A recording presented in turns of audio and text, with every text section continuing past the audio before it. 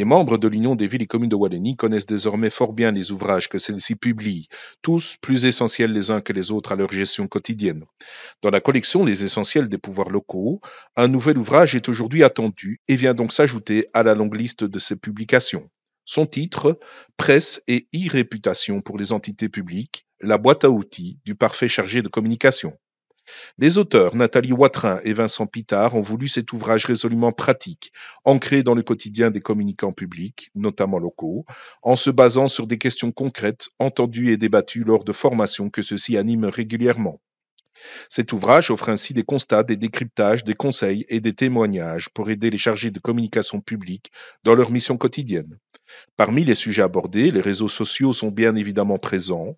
On le sait, ils ont révolutionné la manière de communiquer, mais toujours, il importe de revenir aux fondamentaux de la communication pour établir une stratégie de communication efficace et pérenne. C'est ce que nous expliquent ici Nathalie Watrin et Vincent Pitard avant une interview plus complète dans un prochain numéro du mouvement communal. Les réseaux sociaux, ils ont révolutionné vraiment la manière de communiquer.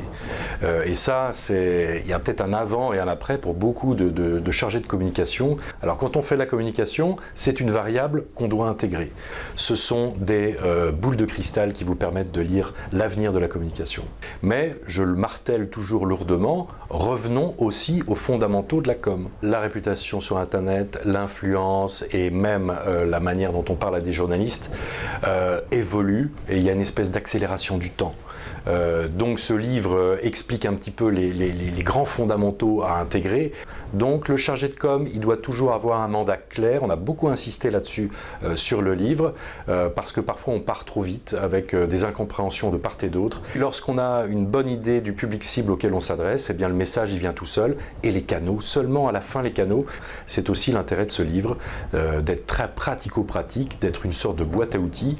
Un livre dans lequel on peut aller picorer des informations en l'ouvrant pas forcément de manière linéaire, en fonction des sujets qui sont abordés. Chacun y trouve son compte. On a voulu d'abord remettre les bases. On a abordé tous les sujets, tous les outils qui peuvent être utiles dans la communication.